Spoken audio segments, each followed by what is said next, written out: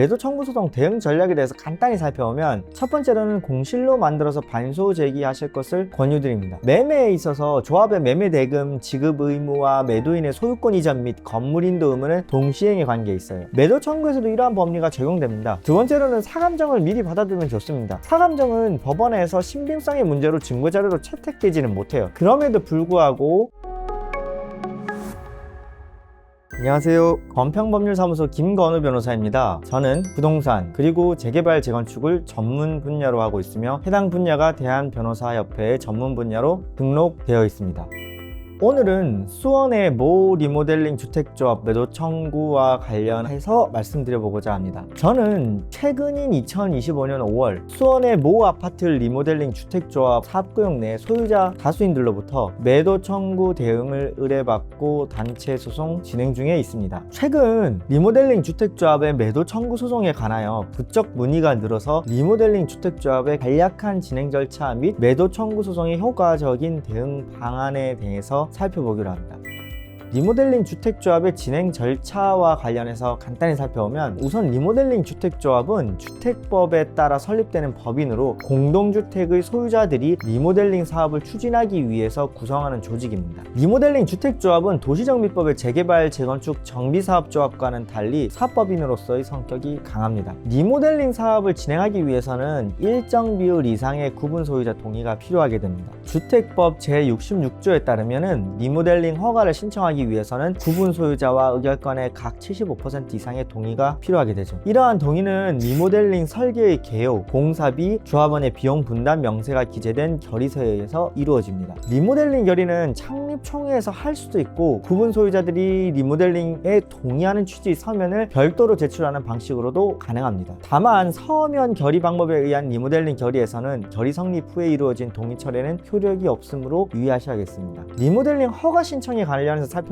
리모델링 주택조합은 주택법 제66조에 따라 시장, 군수, 구청장에게 리모델링 허가를 신청해야 합니다. 리모델링 허가 신청 시에는 다음과 같은 서류를 제출해야 되는데요. 첫 번째, 주택법에 따른 매도 청구권 행사를 입증할 수 있는 서류. 두 번째, 세대수 증가형 리모델링을 하는 경우에는 권리 변동 계획서. 세 번째로는 증축형 리모델링을 하는 경우에는 안전진단 결과서. 네 번째, 리모델링 주택조합 설립 인가서 사본이 필요합니다. 자, 그러면은 매도 청구 소송의 효과적인 대응 방법은 뭐가 될까요? 우선 매도 청구권의 이해를 먼저 조금 해보면은, 리모델링 주택조합은 주택법 제22조 2항에 따라서 리모델링 결의에 찬성하지 않는 자의 주택 및 토지에 대하여 매도 청구를 할 수 있습니다. 이에 따른 매도 청구에 관하여는 집합 건물의 소유 및 관리에 관한 법률 제48조를 준용하게 됩니다. 매도 청구권은 행사 기간 내에 이를 행사하지 않으면 그 효력을 상실하죠. 따라서 조합은 앞서 말씀드린 바와 같이 리모델링 허가를 받기 위해서 또는 매도 청구 제소 기간의 문제로 매도 청구 소송을 제기하게 됩니다. 따라서 우리는 결코 이 시점에 조합의 돈이 흘러넘쳐서 매도 청구 소송을 제기하는 것이 아니라는 점을 분명히 알고, 이러한 전제에서 소송 전략을 수립할 필요성이 있겠습니다. 자, 본론으로 들어가서 매도 청구 소송 대응 전략에 대해서 간단히 살펴보면, 첫 번째로는 공실로 만들어서 반소 제기하실 것을 권유드립니다. 매매에 있어서 조합의 매매 대금 지급 의무와 매도인의 소유권 이전 및 건물 인도 의무는 동시행에 관계에 있어요. 매도 청구에서도 이러한 법리가 적용됩니다. 따라서 동시행 관계에 있는 상호 의무 중에 일방이 자신의 의무를 이행하고 있지 않은 이상 다른 일방도 자신의 의무를 이행 거절할 수 있습니다. 그러나 어느 일방이 먼저 선이행을 한 경우에 다른 일방은 이행 지체에 빠지게 되죠. 따라서 매도인은 소유권 이전 및 부동산 인도 의무를 다했음에도 불구하고 매수인이 매매 대금을 지급하지 않으면 매매 대금에 대한 지체 책임으로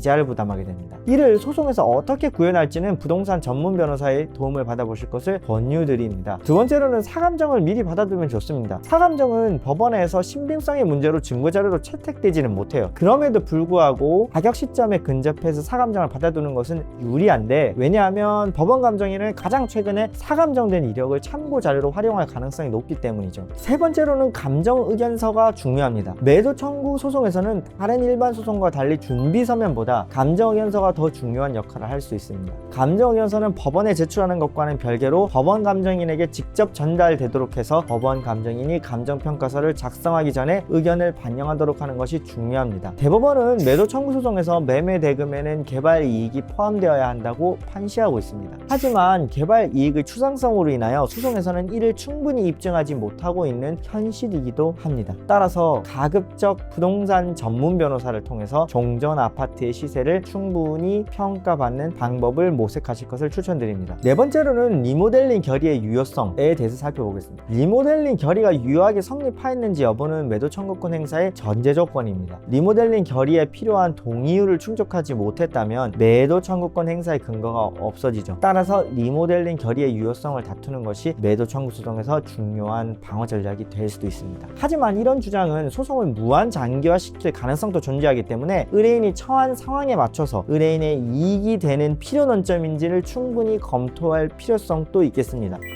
자, 마무리해보면 매도 청구 소송에서 효과적으로 대응하기 위해서는 공실로 만들어 반소를 제기하는 전략, 사감정을 미리 받아두는 방법, 감정의견서의 중요성을 인식하는 것이 필요합니다. 또한 리모델링 결의의 유효성, 매도 청구권 행사 시기, 매매 대금 산정 등의 법적 쟁점에 대해 충분히 검토하고 대응 전략을 수립하는 것이 중요하게 됩니다. 매도 청구 소송은 전문적인 법률 지식과 경험이 필요한 분야이기 때문에 필히 부동산 전문 변호사의 도움을 받아 대응하는 것이 바람직합니다.